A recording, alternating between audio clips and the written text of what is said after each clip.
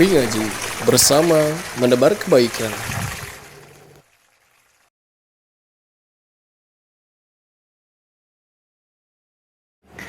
Bismillahirrahmanirrahim. Alhamdulillahi rabbil alamin. Wa bihi nasta'inu ala umuri dunya waddin. Wassalatu wassalamu ala ashrafil anbiya'i wa sayyidil mursalin, nabiyyina wa qudwatina sayyidina Muhammadin wa ala alihi wa ashabihi ajma'in wa man tabi'ahum bi ihsanin ila yaumiddin. Allahumma 'allimna ma yanfa'una wanfa'na bima 'allamtana wa zidna 'ilman ya karim. Allahumma la sahla illa ma ja'altahu sahla wa anta taj'alul hazna idza syi'ta sahla. Allahumma la khaira illa khairu wa la tayra illa tayru wa la ilaha ghairu. Amsayna wa amsal mulku lillah walhamdulillah, la ilaha illallah wahdahu la syarika lah, lahul mulku wa lahul hamdu wa huwa ala kulli syai'in qadir. Rabbi as'aluka khaira ma fi hadhihi al-laila wa khaira ma ba'daha, wa a'udzu bika min syarri ma fi hadhihi al-laila wa syarri ma ba'daha. Rabbi a'udzu bika minal kasali wa su'il kibari. Rabbi a'udzu bika min 'adzabin fin nar wa 'adzabin fil qabr. Amma ba'du, ahibati fillah, jamaah pengawasan rahimakumullah. Mudah-mudahan Allah Subhanahu wa taala memberikan taufik dan hidayahnya kepada kita semua dan memberikan kepada kita istiqamah di atas jalan yang diinginkan oleh Allah Subhanahu wa taala melalui petunjuk Allah dan petunjuk Nabi sallallahu alaihi wasallam. Mudah-mudahan Bapak dan Ibu semua sehat. Sehat lahirnya, sehat batinnya, istiqomah, sakunage keusian terus. Mudah-mudahan ya. Ente bolong. Ya, ente bolong. Bapak dan Ibu sekalian, di pertemuan yang sebelumnya duka iraha itu.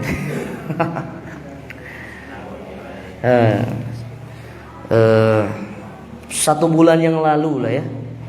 1 bulan yang lalu atau bahkan lebih mungkin 1 bulan yang lalu saya pernah menjelaskan tentang keutamaan ayat kursi. Masih ingat ya? Di dalam ayat itu Bapak dan Ibu sekalian, sudah saya jelaskan bahwa kenapa ayat itu menjadi sebuah ayat yang kata para ulama afdalu ayat fil Quran, menjadi ayat yang paling afdal di dalam Al-Quran. Karena kata Imam Nawawi, karena isinya. Apa sebetulnya isinya itu? Isinya adalah sebagaimana yang sudah kami jelaskan juga, adalah bahwa Allah Subhanahu wa taala menceritakan tentang dirinya sendiri di dalam ayat tersebut. Bagaimana Allah Subhanahu wa taala menceritakan tentang dirinya di dalam Al-Quran atau di dalam ayat kursi tersebut, sampai jika kita mempelajari isi ayat kursi itu atau kita mentadaburi apa yang Allah sampaikan di sana itu, ternyata kita manusia, sosok manusia yang tidak ada kekuatan apapun di mata Allah. Bahwasanya kita itu adalah manusia yang paling lemah. Kita adalah makhluk Allah yang tidak punya daya dan upaya.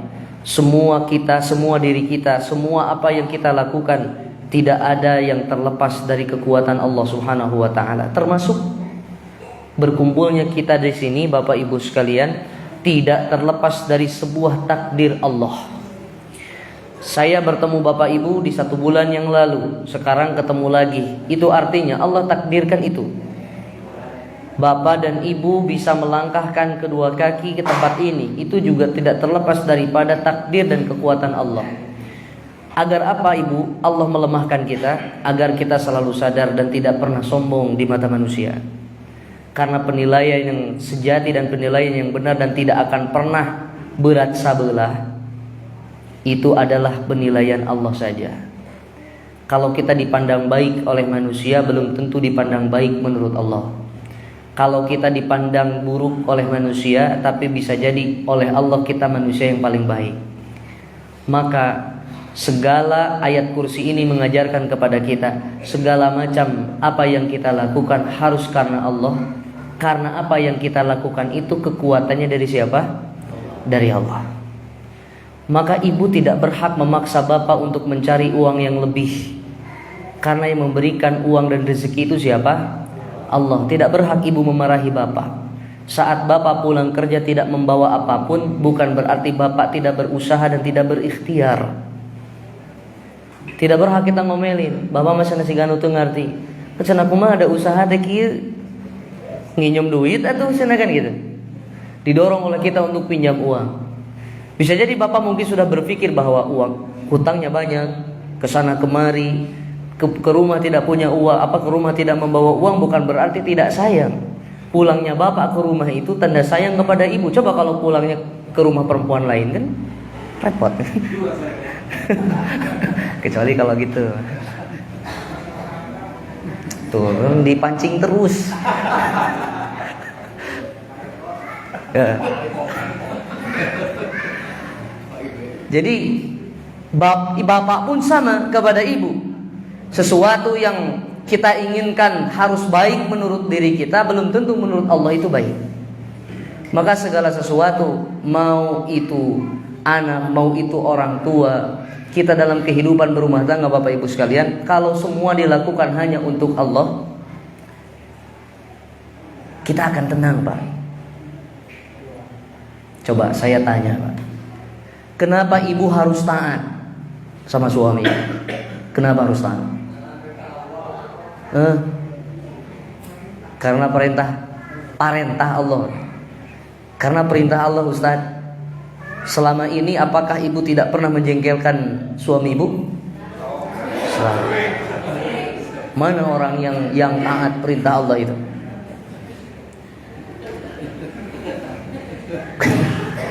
Begitu kan? Mana yang disebut dengan perintah? Kita seperti kita sholat saja, Pak. Dalam rumah tangga itu, coba seperti kita sholat itu. Bapak kenapa sholat? Ibu kenapa sholat? Jawabnya itu perintah Allah. Baik, perintah Allah. Sekarang kalau ada azan, kita langsung sholat apa keheula? Keheula. Sudah ada keheula, ditegur sama suaminya, ditegur sama istrinya. Cik atuh Pak, tos adan, sekedap ka masjid heula. Ibu cenah ulah masak we ieu tos adan, sholat heula. Jawabannya teh naon? Atuda gitu. Atuda kagok. Atuda bisi tutung lah gitu. Atuda aja atuda.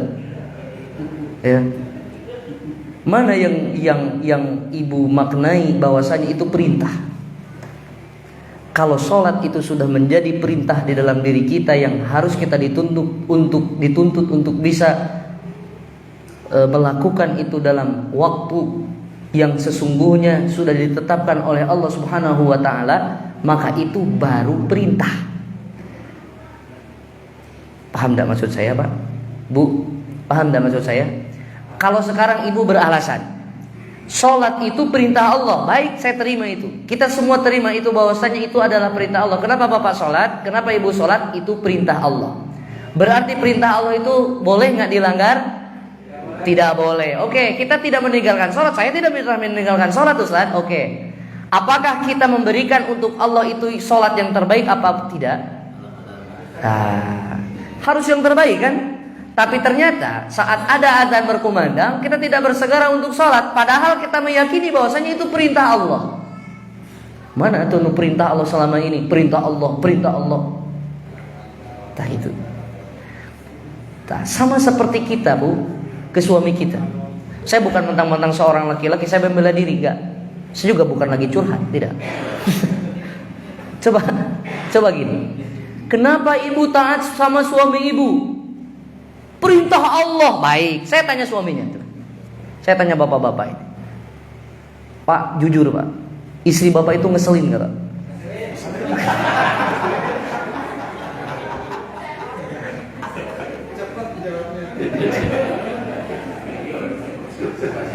Saya bilang, Pak, ya, ini saya bukan lagi memprovokasi ya. Setelah kejadian ini saya tidak bertanggung jawab ya. Oke. Kalau misalkan kita tahu bahwasanya istri kita itu ngeselin, kan Ustadz, istri itu harus wajib taat sama suaminya. Iya, kita juga tahu itu. dan istri pun sadar tentang itu. Tapi apakah ketaatan yang diberikan itu sudah menjadi ketaatan yang terbaik atau tidak? Itu yang jadi pertanyaan Pak sekarang itu. Apakah ketaatan yang ibu berikan kepada suami ibu itu sudah yang terbaik apa belum? Sama seperti sholat yang tadi. Itu perintah Allah, itu kewajiban kita dilakukan. Pertanyaannya memang Anda itu tidak meninggalkan sholat. Tapi pertanyaannya apakah kita sudah bisa memberikan sholat yang terbaik untuk Allah apa belum? Nah, belum. Berarti ibu juga belum bisa memberikan ketaatan yang maksimal kepada bapak. Betul enggak? Ya, sana nggak apa-apa, ada suami saya marido. Bagaimana kalau dia mencari keridhoannya di perempuan lain?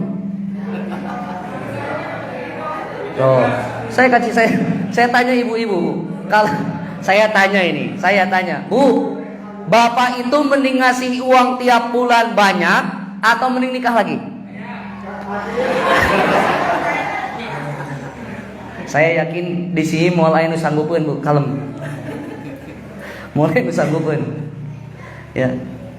Jadi itu, Bu, mencari sebuah kebahagiaan kita dengan suami kita di dalam rumah tangga, ataupun seorang istri dengan suaminya, atau bapak-bapak dengan istri bapak di rumah itu, semua jika diniatkan karena Allah Subhanahu wa taala, semuanya jika didasarkan bahwasanya itu perintah Allah, tidak akan ada masalah. Jadi yang menjadikan sebuah masalah itu bukan berarti Allah memberikan terus masalah kepada kita, hanya saja kadang kita suka oleng. Kieu cenah Ustaz, ada cenah suami istri sudah berumah tangga puluhan tahun tapi masih kena awet-awet saja. Padahal keluarga itu, rumah tangga itu tidak paham agama, bahkan dua-duanya pun bukan muslim, tapi dua-duanya bukan ahli sholat, tara sarolat, tapi awet sampai sekarang rumah tangga mereka tidak ada masalah. Dan mungkin bahkan masalahnya asal loba urang anu sok sholat cenah Ustaz gitu. Pernah nggak menilai seperti itu dalam diri kita? Asa patur mah cenah jempling cenah rumah tangga teh urang mah hayo cenah pasea gitu. Padahal bapaknya suka sholat, ibunya suka sholat. Apa sih yang salah gitu? Saya katakan Pak, mereka itu baru baik dalam berumah tangga tapi belum benar dalam berumah tangga. Mereka itu baru baik dalam berumah tangga tapi belum benar dalam berumah tangga. Kan segala sesuatu itu harus baik dan benar. Kalau misalkan sudah benar dalam rumah tangga, maka rumah tangganya akan baik. Tapi banyak rumah tangganya yang baik tapi pakai cara yang belum benar. Sama seperti sholat kita. Banyak sholat yang baik. Ari orang nusok sholat baik tuh. Baik. Orang sholat sunnah itu baik. Orang sholat jamaah itu baik. Tapi tanya, sholatnya sudah benar apa belum? Kita saum di bulan Ramadan itu nanti, itu baik apa tidak? Baik buat kita. Dan dinilai baik oleh orang yang melihat itu. Oh baik, sebenarnya saya ada puasa kan gitu. Tapi yang jadi pertanyaan bukan hanya yang baik dalam Islam itu dituntut, tapi sesuatu yang benar. Ari benar kumaha? Harus sesuai dengan tuntunan. Maka dalam kehidupan apapun kita ini, karena rumah tangga itu adalah ibadah, mengurus istri itu adalah ibadah, taat kepada suami adalah ibadah, sholat itu adalah ibadah, maka setiap aspek kehidupan itu jika mau dinilai ibadah, maka pondasi pertamanya harus benar dulu.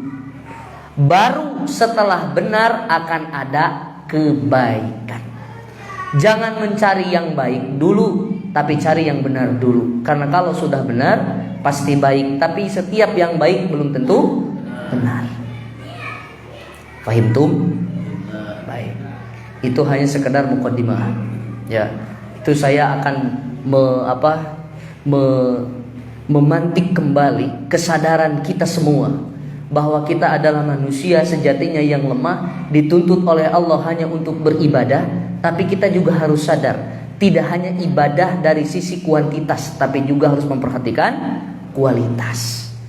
Bapak, ibu punya beras di rumah banyak, tapi semua berasnya bau. Otomatis ibu juga tidak suka masak dengan beras itu. Lebih baik kita punya beras 1 kilo di rumah, tapi kualitasnya bagus, daripada punya 1 kintal, tapi kualitasnya buruk. Kumaha? Tah, yang disebatkeun. Ya. soalnya di kamera nanti viral. Ya, misalkan seperti itu. Rek di zakat fitrahkeun tidak bagus gitu ya. Kemudian dimasak juga bau, kemudian dikasih ke orang lain juga belum tentu dimakan. Akhirnya bagaimana? Akhirnya kan dibuang gitu. Sama seperti ibadah kita, Pak, Bu. Kalau hanya memperhatikan banyaknya saja, tidak ada yang bagusnya di dalam ibadah kita atau benarnya dalam ibadah kita, maka di depan Allah nilainya itu nol, tidak ada. Maka yang harus kita perhatikan adalah sebelum kita melakukan sesuatu, apa? Harus bisa menjadikan ibadah tersebut bukan sebuah rutinitas, tapi sebuah kebutuhan. Ibu saum, ibu sholat, ibu taat sama suami, bapak sayang sama istrinya, bapak kasih nafkah sama istrinya, bukan karena bapak itu harus seperti itu, tapi karena bapak butuh itu. Bapak tidak ingin disiksa di depan Allah dan tidak ingin ditanya oleh Allah tentang istri bapak di rumah, maka bapak akan menjadi seorang suami yang bertanggung jawab. Kenapa? Karena bapak butuh itu. Ibu dan bapak sholat bukan karena rutinitas hanya kewajiban menggugurkan kewajiban. Beda sholatnya orang yang hanya menggugurkan kewajiban dengan orang yang butuh dengan sholatnya. Pasti beda. Ruku'na bener, sujudnya betul, sholatnya khusyuk, sholatnya tepat waktu, teu loba pikiran, teu salah baca doa kan gitu. Kadang baca at-tahiyat jadi doa ruku, at-tahiyat baca al-fatihah, anu pernah gitu. Kan seringnya ngalamun da urang teh kitu nya keur salat oge. Tah kitu beureun ceuk Allah teh maneh teh cenah loba pamenta ari salat mere nu kieu cenah. Kumaha gitu kan.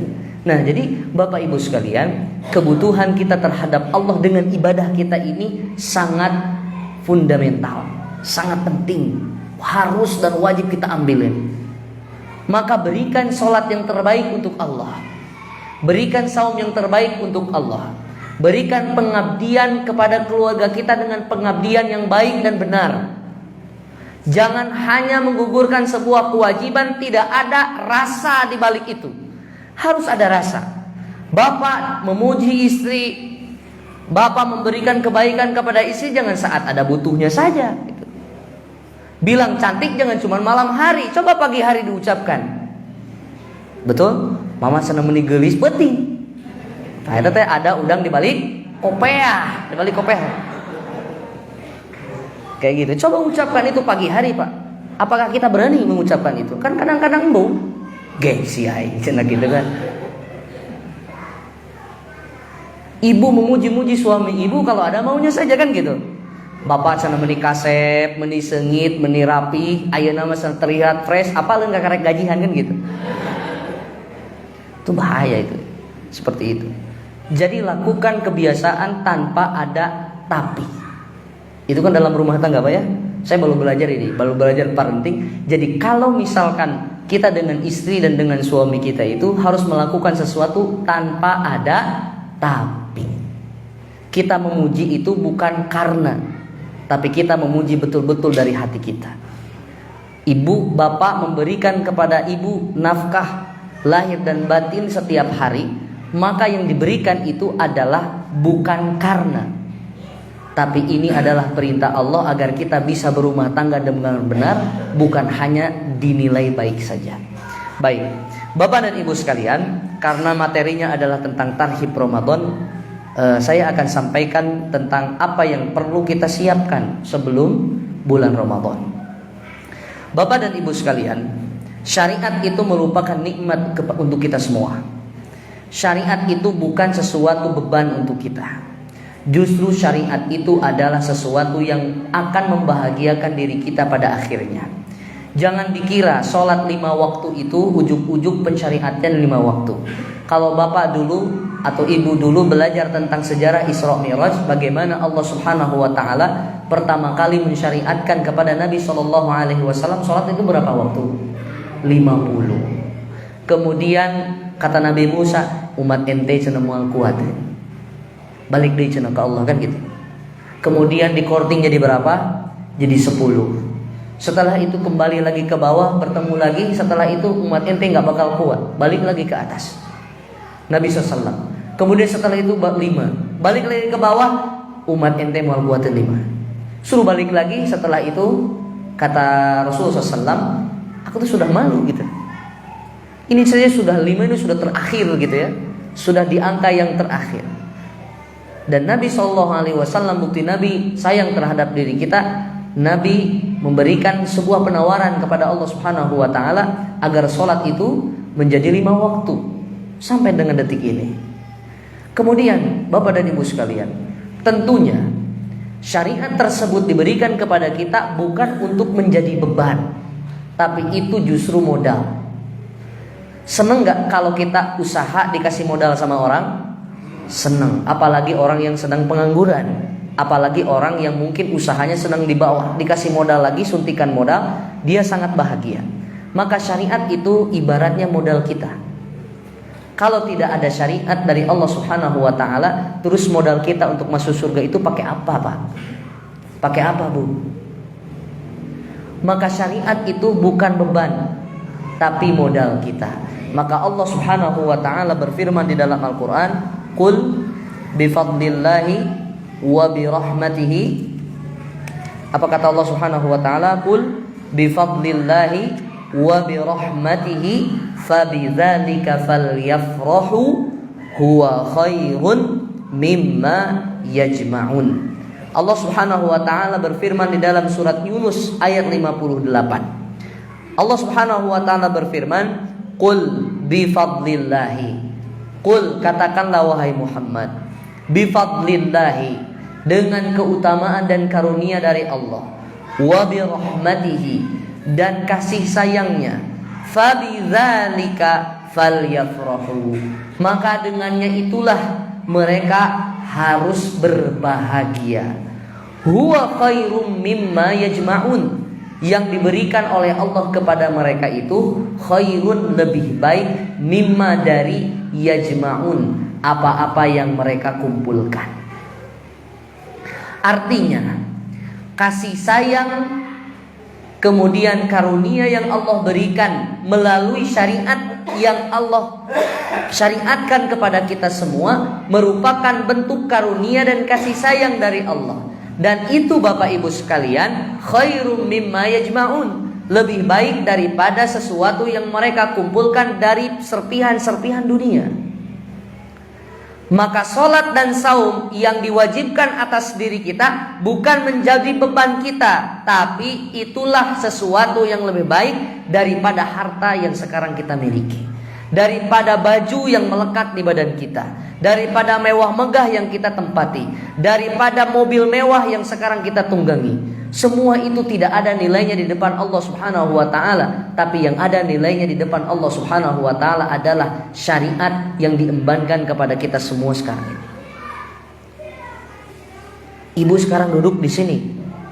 Bisa jadi ada ibu-ibu atau bapak-bapak di luar sana yang pada detik ini sedang mencari ma'isyah, sedang mencari dunia, sedang mencari uang di luar sana.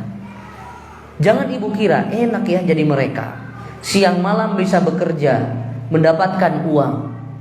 Tapi ingat Bu, kebahagiaan di mata Allah pada akhirnya justru duduk inilah yang dinilai oleh Allah, dan itu lebih baik daripada koin-koin uang yang mereka kumpulkan. Subhanallah. Syariat mana yang membuat kita berat seharusnya, Pak?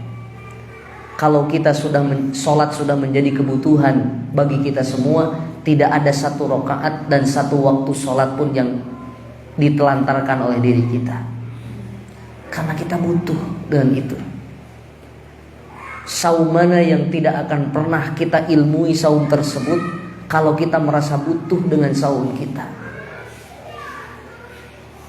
Bukan hanya sekedar menahan bukan hanya sekedar menahan haus dan lapar saja, tapi di sana menahan hawa nafsu dan amarah, menahan sesuatu yang dapat membatalkan saum. Dan itu berpahala di mata Allah. Subhanallah.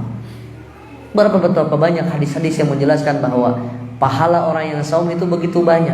Kenapa? As-saumu li, kan gitu kata Allah. Sesungguhnya saum itu untukku. Wa ana ajzi bihi, dan aku itu kata Allah akan langsung memberikan pahalanya secara langsung. Kok alasannya kenapa? Yada'u syahwatahu wa ta'amahu wa syarabahu wa syahwatahu min ajli. Kata Allah, orang yang saum itu meninggalkan makan dan minum serta meninggalkan hawa nafsunya untukku. Itu kan berpahala, Pak. Maka kalau kita tidak bisa mengilmui saum ini, maka kam min shaimin laisa lahu min siyamihi illal ju'. Maka kita masuk ancaman Nabi, betapa banyak orang yang saum saat dia dihisab oleh Allah laisa lahu min siyamihi, ternyata nol nilai pahala saumnya itu di depan Allah. Illal ju' nu aya ngangkur lapar na hungkul. Wa kam min qaimin laisa lahu min qiyamihi illa as-sahru wa ta'ab. Dan betapa banyak orang yang sholat taraweh pas dihisab ku Allah teu aya nilaina di depan Allah. Laisa lahu min qiyamihi, tidak ada pahala qiyamnya, tidak ada pahala sholatnya. Illa ta'ab, nganggur capena we jeung ripuna hungkul. Pan kitu. Jadi Bapak Ibu sekalian, itulah yang harus kita pahami, bahwa setiap segala sesuatu atau syariat yang diberikan kepada kita semua oleh Allah Subhanahu wa taala, jadikan itu nikmat untuk kita semua. Kenapa? Karena kita butuh itu. Jangan hanya minta berdoa kepada Allah, jangan hanya minta saat bulan Ramadan tiba itu bisa kabeli kolor, keusian keler. Jangan cuman itu, ya Allah sing kabeli kolor, ya Allah keler abis sing keusian, gitu ya ukur. Hanya itu yang dipanjatkan untuk Allah. Hanya itu, ya Allah sing kabeli cenah baju lebaran, gitu ya nu di pikiran teh. Tapi pernah kita berdoa dengan sungguh-sungguh, sebagaimana kita meminta, sungguh-sungguh meminta dunia kepada Allah agar kita dikuatkan di atas agama ini? Apakah kita pernah berdoa kepada Allah agar Allah berikan kepada kita istiqomah sebagaimana kita meminta dunia saat kita susah? Kalau tidak pernah, istighfar dan bertobat, Pak. Apakah kita pernah seolah-olah kita tidak butuh Allah, saat kita susah baru kembali kepada Allah? Ya Allah, kasih aku uang. Ya Allah, lunasan hutang abdi liur, ya Allah, kan gitu. Apakah pernah ibu dan bapak meminta istiqomah, kekuatan iman, kekuatan takwa sebagaimana bapak dan ibu meminta dunia kepada Allah? Dan berapa persen saat kita mengangkat kedua tangan kita di depan Allah Subhanahu wa taala, berapa persen kita minta akhirat? Mungkin dunia begitu sangat mengalahkan, bahkan tidak ada sama sekali akhirat-akhiratnya. Semua yang kita panjat, ya Allah, abdi sing boga budak anu soleh. Terus lamun geus soleh dek naon gitu betul. Nu bager gitu. Ya Allah, abdi cenah minta pamajikan anu teu cerewet, ya Allah. Cerewet, ya Allah, kan gitu. Nah cenah ngaleh teu gandeng, ya Allah, gitu. Hanya nikmat dunia saja. Ya Allah, mudah-mudahan salaki abdi teu jadi salaki anu hare-hare, ya Allah. Si ngerti, ya Allah, bere pangarti, ya Allah, gitu kan. Berapa persen, Pak, kita minta dunia, berapa persen Bu kita minta akhirat sama Allah? Tapi ternyata saat kita nilai diri kita sendiri, yang kita minta hanya dunia, bahkan kita melupakan itu. Kita melupakan sebuah kebutuhan yang sesungguhnya.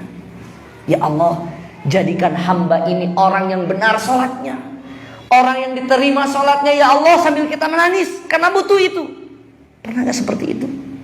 Mungkin hanya sisa-sisa itu. Buktikan dengan apa? Misalkan seorang ustaz, seorang dai, seorang khatib berdoa, ya Allah ya Rahman, berikan kepada kami iman dan takwa. Amin amin.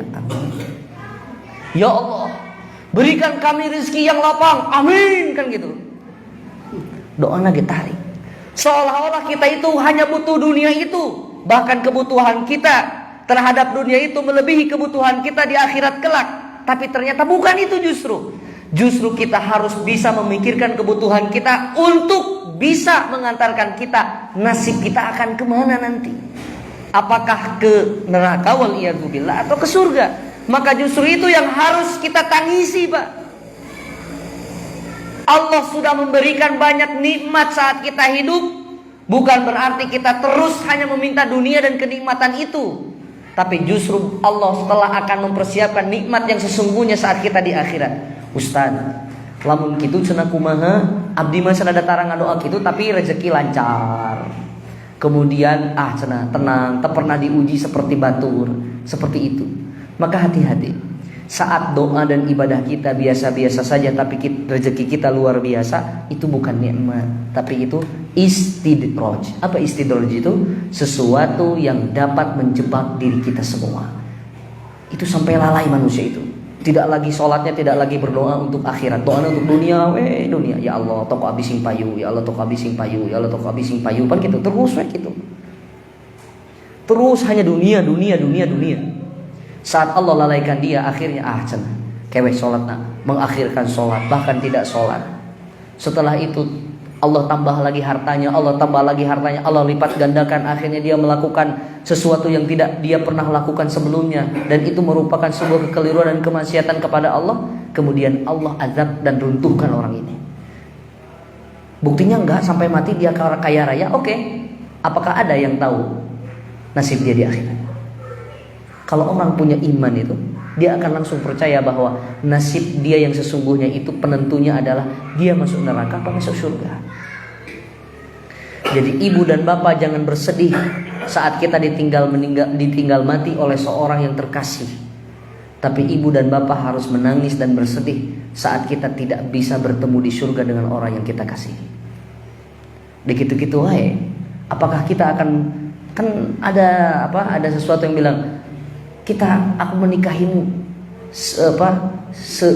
sesurga atau apalah gitu. Mana laki-laki yang dimimpikan, yang diidam-idamkan oleh surga? Mana istri yang diidam-idamkan oleh surga?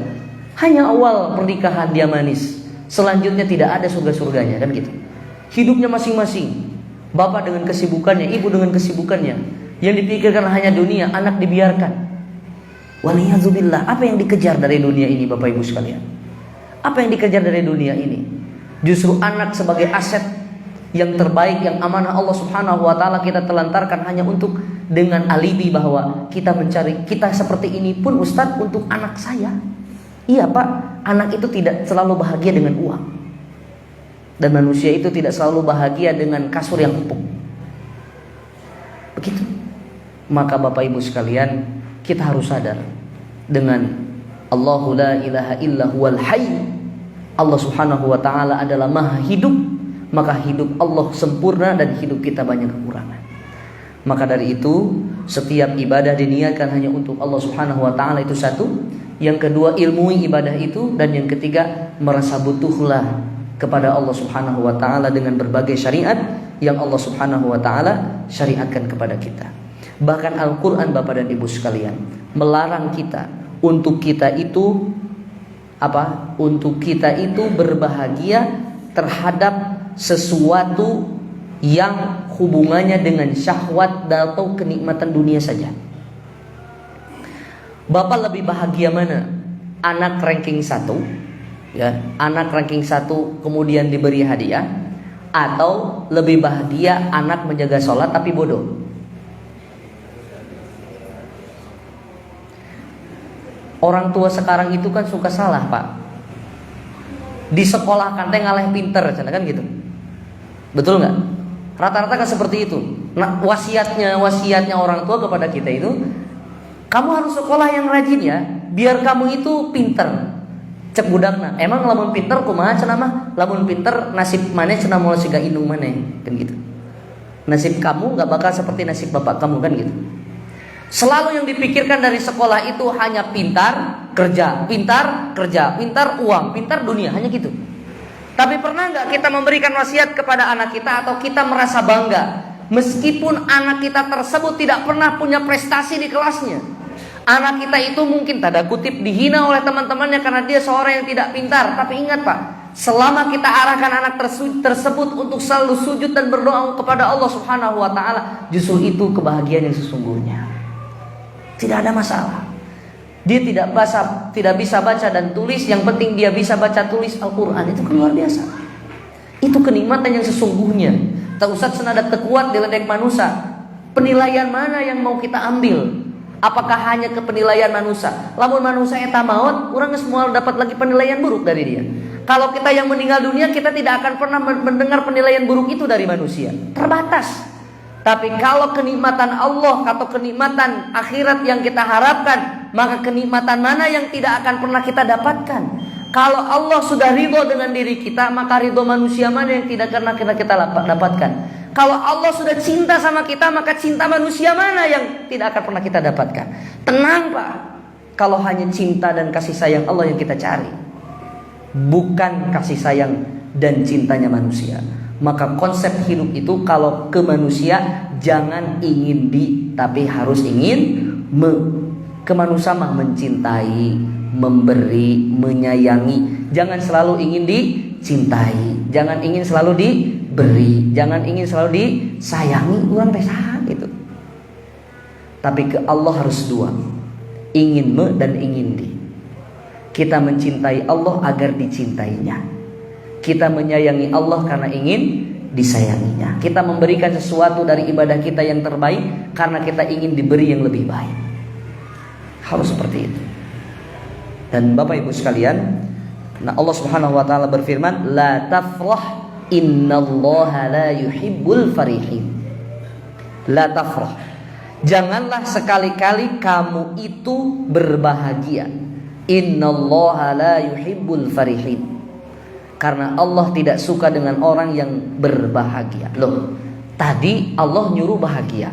Sekarang di ayat ini Allah jangan melarang kita untuk bahagia. Maksudnya apa Ustaz? Kita yang tadi berbahagia dengan syariat dan kasih sayang yang Allah berikan kepada kita, tapi jangan sekali-kali kita berbangga dan berbahagia dengan sesuatu yang kita miliki dan dasarnya itu hanya syahwat dunia dan kelezatannya saja. Begitu Pak.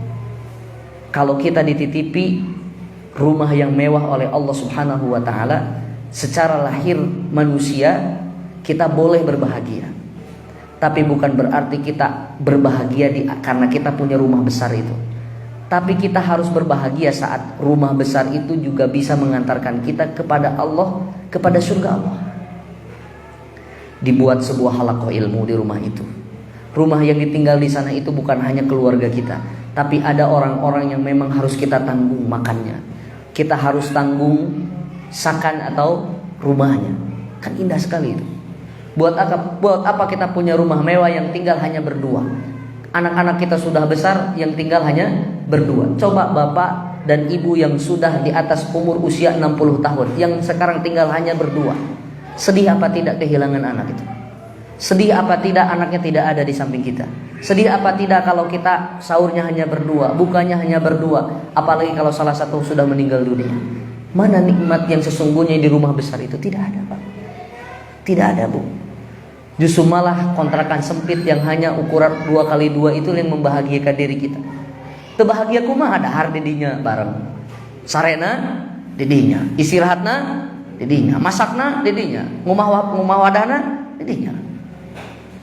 Justru yang kita akan kembali kepada itu gitu. Nah, maka Bapak Ibu sekalian, jangan pernah kita berbahagia dengan syahwat dunia dan kelezatan dunia, kata Allah.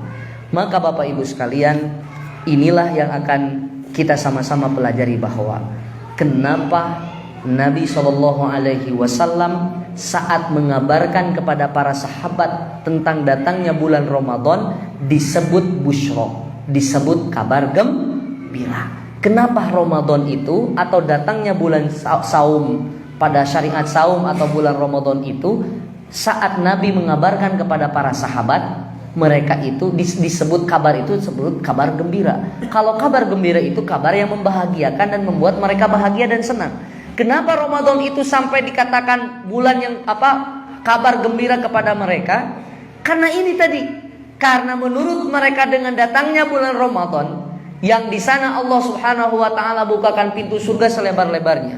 Allah Subhanahu wa taala tutup pintu neraka. Allah Subhanahu wa taala belenggu para syaitan dan jin-jin yang durjana. Pada bulan itu Allah Subhanahu wa taala membuka pintu maaf selebar-lebarnya, bahkan setiap malam Allah Subhanahu wa taala ada orang-orang yang dibebaskan oleh Allah Subhanahu wa taala dari siksa api neraka. Maka pantas para sahabat yang sadar dan mereka beriman kepada itu, mereka berbahagia, berbeda jeung urang.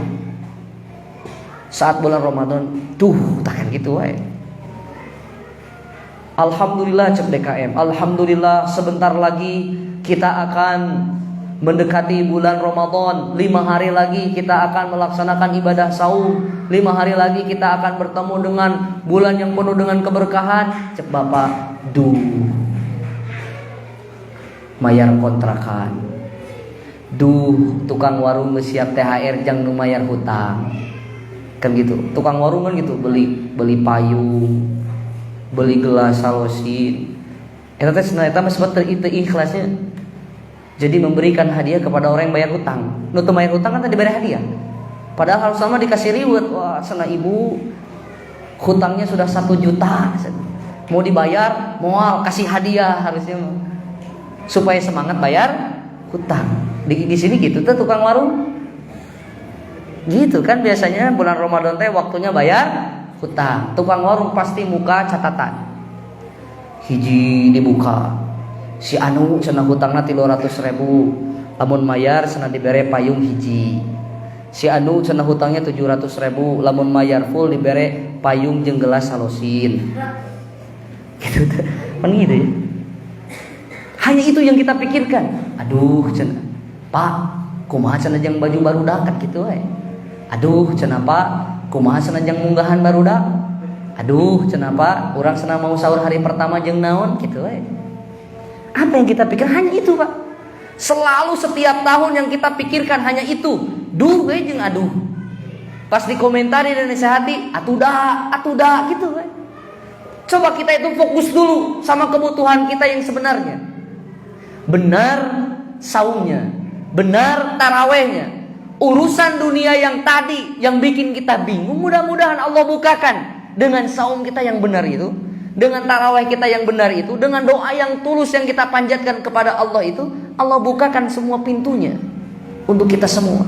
Lamun dari awal geus bingung tarawihna henteu khusyuk, puasana sering batal, kemudian sahurna kadang kaberangan kan gitu. Bukana oge kesana kemari kan itu pererugu kan gitu.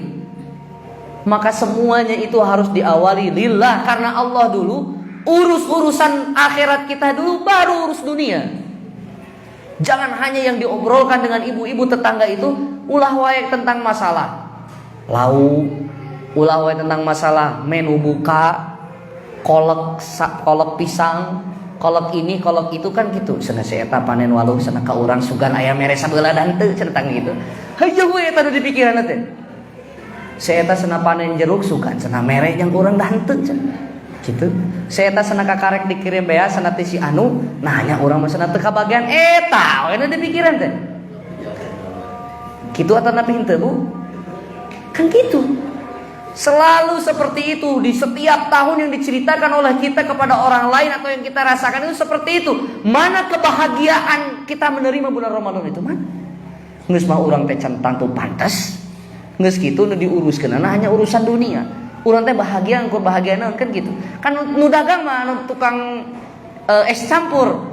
Bulan Ramadan, yes, tender. Kan gitu.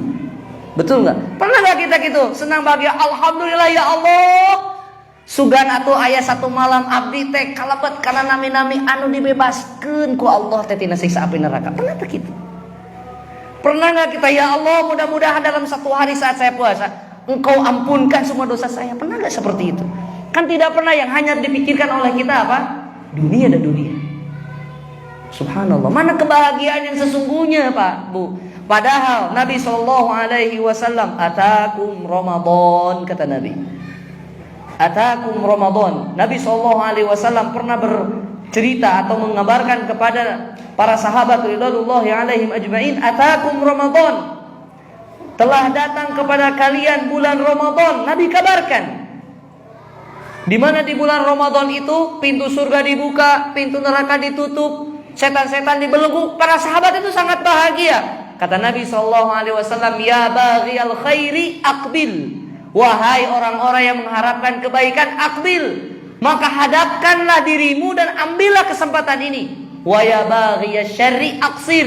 Wahai orang-orang yang ingin selalu bermaksiat pada bulan ini, atau ingin bermaksiat pada bulan ini, atau tidak bisa menghindari kemaksiatan pada bulan ini, aksir, tolong diminimalkan. Jangan sampai terlalu banyak berlebihan dalam bermaksiat.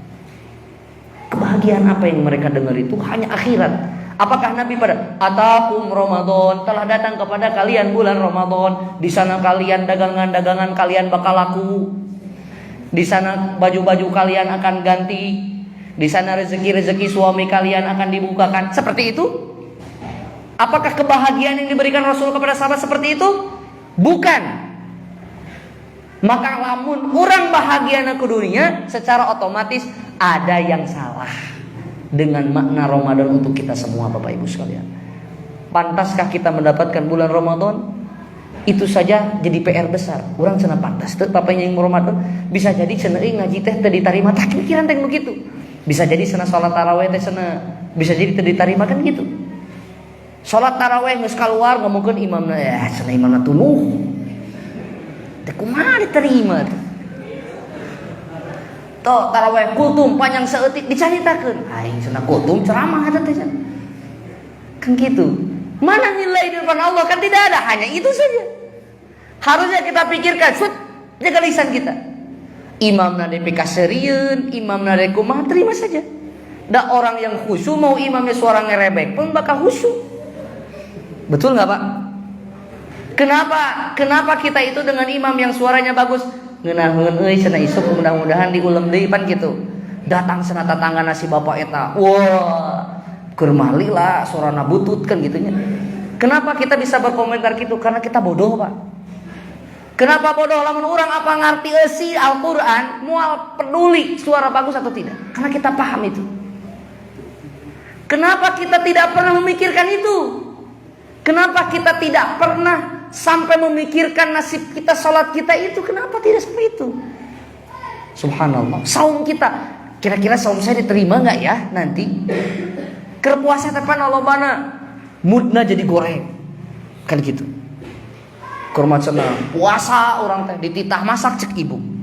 Saur nage dihudangkeun nage ku suku cenah teh ku salaki teh sararopan gitu. Mah, saeuis jam 2:30 cenah kan gitu. Digugakeun nage henteu kieu sayang, neng, geulis, mama, gugah masak tos 2:30 pan lain kitu. Alarm patarik-tarik, HP mamahna, weng, HP bapana, weng. Kaborangan mepet subuh, mama masana kebluk, bapak ge sarwana. Gitu, Pak. Gitu, alarm kudang teu ban gitu. Mana saum yang dimaknai saum yang sesungguhnya? Mana pengabdian ibu masakeun sahur teh kan gitu. Ngomel aja ngomel kan gitu. Bapak lagi gitu sarua hararese. Siapa yang paling terakhir bangun saat mau sahur itu? Pasti suaminya itu. Betul enggak, Bu? Kan gitu. Jang antes. Baik kata saya ya kene mah. Nuhun Pak. Baik, Bapak dan Ibu sekalian, inti yang ingin saya sampaikan adalah bahwa Ramadan adalah kabar gembira untuk kita semua. Karena Allah Subhanahu wa taala sudah menyiapkan berbagai jamuan dan hidangan yang akan siap kita santap. Hidangan itu apa? Hidangan itu adalah saum. Hidangan itu adalah syariat salat tarawih. Hidangan itu adalah banyak membaca Al-Quran. Hidangan itu adalah banyak bersedekah dan berbuat baik. Hidangan itu adalah kita meninggalkan berbagai kemaksiatan kepada Allah. Hidangan itu adalah kita menghadiri berbagai majelis ilmu pada saat bulan Ramadan agar kita lebih bisa mengilmui bulan Ramadan itu dengan baik. Maka itu semua adalah persiapan yang harus kita siapkan. Buang dulu urusan dunia kita saat kita menghadapi bulan Ramadan. Diam dulu di rumah, jangan ada yang mudik ke sana kemari. Simpan dulu janji-janji yang berkaitan tentang urusan kerja kita. Kita perhatikan keluarga kita di rumah. Apakah saum mereka itu sudah sesuai dengan saum yang diinginkan Allah dan diinginkan Rasul? Apakah saum anak kita itu sudah sesuai dengan tuntunan Nabi Sallallahu Alaihi Wasallam? Apakah kita pastikan semua anggota keluarga kita ini sudah makan sahur dan mereka melakukan ibadah puasa? Jangan sampai kita kecolongan. Anak kita ngilu sahur tapi ternyata pas sekolah puasa batal. Itu harus diperhatikan, Bu. Itu tanggung jawab kita sebagai orang tua. Ulah diantep. Ya, jangan diantep. Ya, jangan diantep. Baik. Bapak dan Ibu sekalian, itu saja yang bisa saya sampaikan. Mudah-mudahan yang singkat ini, pertemuan kita ini diberkahi oleh Allah Subhanahu wa taala. Mohon maaf apabila mungkin di sini sering diganti jadwal saya dengan orang lain. Kemudian dulu kita bisa berjalan 1 minggu, 1 kali bertemu terus dengan saya. Mulai nawar saya itu minta 2 minggu sekali gitu kan ya. Kemudian setelah itu hanya jadi sebulan sekali. Tapi Bapak Ibu sekalian, di balik itu semua saya masih menyimpan perhatian kepada masjid ini. Buktinya alhamdulillah, di sela-sela saya memiliki kegiatan, kalau ingat Putra Koma pasti berangkat ke Putra Koma. Alhamdulillah.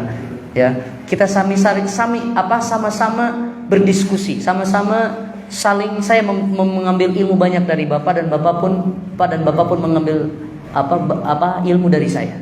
Kita sama-sama belajar, kita saling bertukar pengalaman.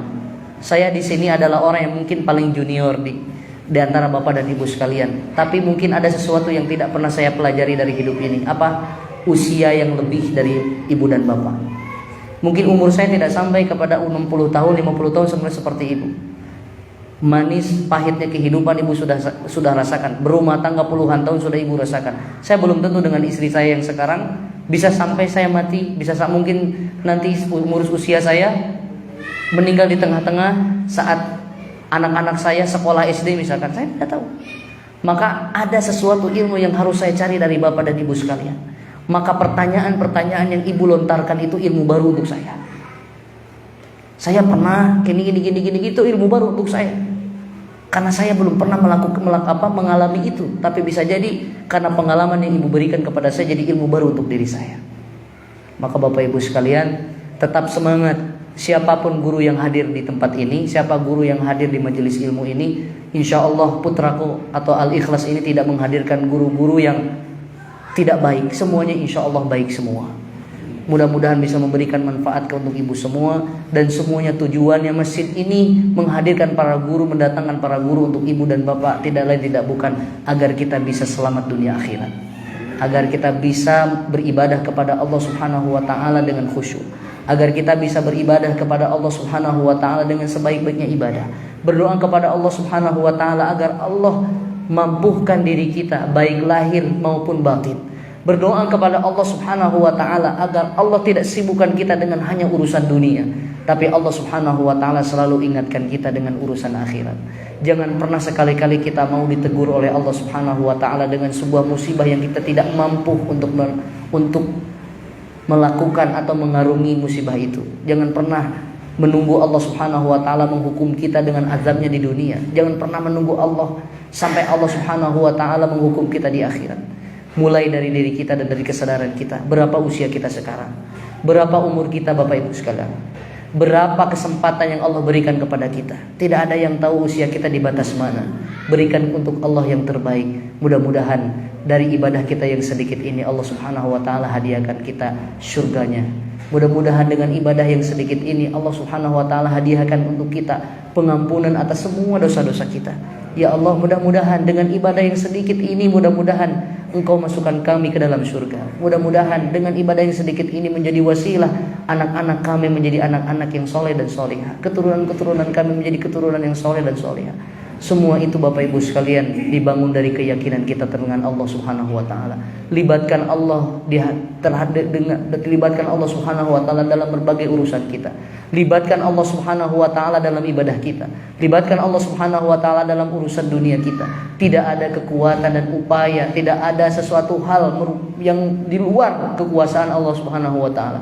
Semua dari Allah, semua akan kembali kepada Allah Subhanahu wa taala. Semua diri kita akan kembali kepada Allah. Meskipun kita merasakan kenikmatan di dunia ini, itu semata-mata bukan karena kekuatan dari diri kita, melainkan semua itu adalah kekuatan dari Allah Subhanahu wa taala. Mudah-mudahan Ibu dan Bapak diberikan istiqomah dan kesehatan dari Allah Subhanahu wa taala untuk menjalankan ibadah saum Ramadan, untuk bisa sholat tarawih dengan khusyuk, untuk bisa tadarus Al-Quran, untuk bisa menghadiri majelis ilmu, untuk bisa saling berbagi dengan tetangga, dengan saudara-saudara kita di luar sana. Mudah-mudahan Allah Subhanahu wa taala memberikan kepada kita surga dan pengampunan, rahmat dan kasih sayang kepada kita tercurah terus sampai kita mati, bahkan sampai ba'da kematian itu Allah Subhanahu wa taala masih memandang wajah kita menjadi wajah yang ahlut taqwa wa ahlul iman, orang yang memiliki ketakwaan dan memiliki keimanan. Kita tutup dengan doa kafaratul majlis. Subhanakallahumma bihamdika asyhadu an la ilaha illa anta astaghfiruka wa atubu ilaik. Assalamualaikum warahmatullahi wabarakatuh.